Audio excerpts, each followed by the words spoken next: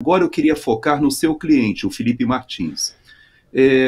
Como o senhor bem explicitou, ele ter sido citado nessa fase está diretamente ligado até aos 6 meses que ele passou na prisão, alguns desses 6 meses, inclusive, sofrendo abusos ali, até um tratamento que a gente pode remeter à tortura, sendo colocado em condições muito deploráveis. E isso foi feito, segundo muitos, numa mesma estratégia do que foi utilizado com Cid ali, tentando obter dele algum tipo de pressão psicológica para uma confissão, etc. Mas, abstraindo dessa ilação da minha parte, o que eu queria dizer é o seguinte: ele entrou dentro desse processo, ou ingressou nesse processo, porque, teoricamente, ele teria viajado com o presidente Bolsonaro, que por si só já não seria nenhum crime. Mas o fato é que houve um erro, e esse erro hoje já se sabe, está amplamente comprovado, que não somente ele não ingressou, mas vou além. Foi forjada a entrada dele aqui, isso obviamente teve a participação de alguém aqui nos Estados Unidos. O senhor sabe muito bem que essas investigações estão avançando muito rápido, e a minha pergunta ao senhor é a seguinte: na semana passada, eu falando aqui com o Paulo, eu falei sobre a questão da lei, né, que nós temos, que, de certa maneira, coloca 3 ministros da Suprema Corte, obviamente, em suspeição, e essa lei, a Lei 1079, né, de 1950, no artigo 39, diz o seguinte: proferir julgamento quando, por lei, seja suspeito na causa.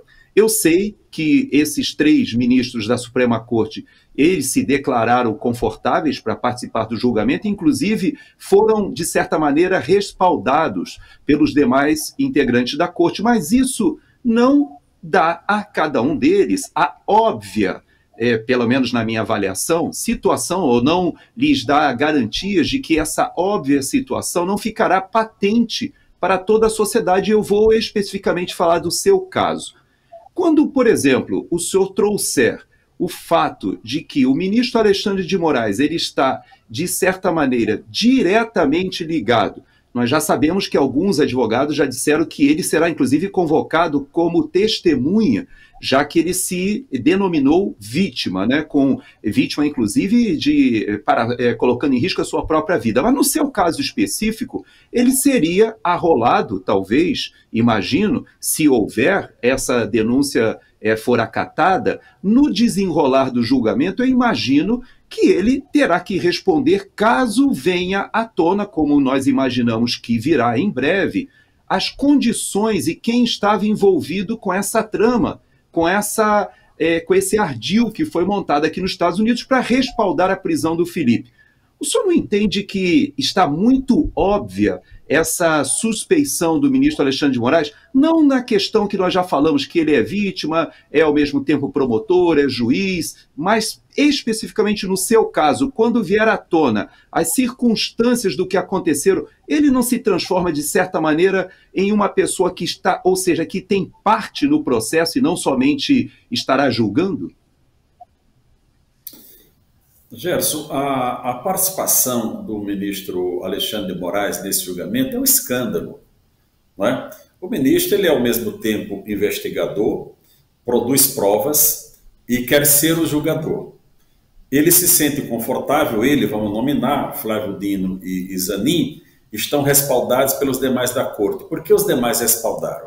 Porque vamos tirar a Cássio Nunes e André Mendonça, que votariam pelo afastamento, embora o Cássio Nunes não tenha feito, mas vamos colocar os demais.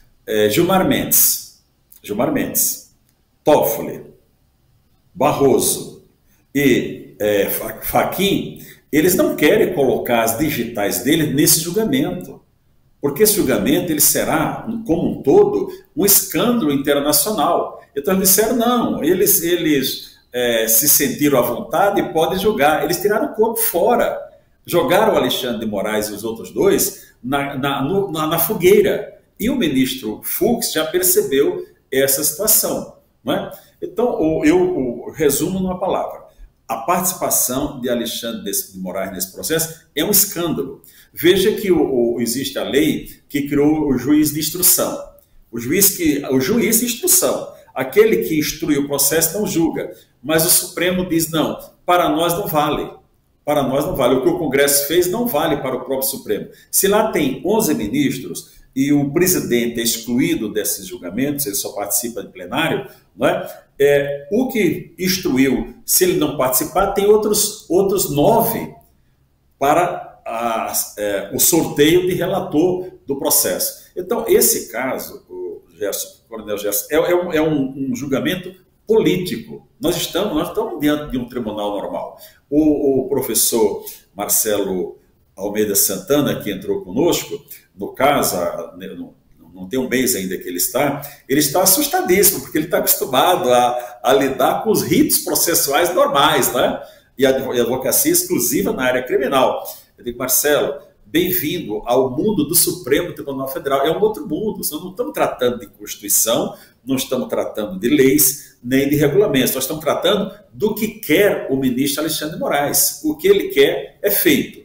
Muito bem. Até por questão de sobrevivência, eles poderiam retirar o Felipe Martins desse processo. Mesmo que não gostem do advogado, não é? Mas até por uma questão de sobrevivência, eles poderiam tirar o Felipe Martins desse processo, porque, evidentemente, vocês sabem que essa investigação nos Estados Unidos está bem adiantada com relação a quem fez a fraude lá da entrada falsificada do Felipe Martins nos Estados Unidos, né? E essas digitais serão colhidas em muito breve. Eu não posso dizer quais as pessoas no Brasil que serão atingidas, mas com certeza serão muitas. E o que é grave disso tudo é que em novembro de 2023, antes do pedido de prisão preventiva do Felipe Martins, a Polícia Federal, a Procuradoria da República e o ministro Alexandre de Moraes já tinha passado por eles a geolocalização de que o Felipe Martins não saiu do país. Ele já tinha essa informação. E mesmo assim, o delegado da Polícia Federal pediu a prisão preventiva, eles fizeram de conta que não enxergamos. Ele pediu a quebra dessas 3 pessoas que eu falei. Acho que é Mansur o nome do advogado, também não importa. É o advogado, o padre Felipe Martins. Houve um pedido de quebra dos dados dos 3. O Procurador-Geral da República deu parecer. Isso foi final de outubro de 23, né? No início de novembro de 23, esses dados chegaram e foram encaminhados para a Polícia Federal. Eles que têm esses dados todos, né? Então, a nossa luta é com relação a essa questão da geolocalização, porque já está comprovado que o Ministério Público colocou na denúncia partes, inclusive, da delação do Cid. Só colocou o que interessa. O ministro disse na sessão de julgamento do Bolsonaro, olha, o que está nos autos é o que vale para o Ministério Público, que vale para as defesas e vale para julgamento. Mas e as demais fatos que foram apurados, que tem em outros arquivos, não querem dar acesso à defesa? Isso está muito errado, né? Então, eu acho que o caso do Felipe Martins, ele tem potencial para implicar muitas autoridades aqui do Brasil. Isso daí nós vamos colocar no desenrolar, se a denúncia for recebida, tudo isso nós vamos colocar como testemunhas e prova a ser produzida, né? Então, vamos ver o que vai acontecer dias 29 e 30. O certo é que, querendo Deus, eu estarei lá na tribuna para a sustentação oral.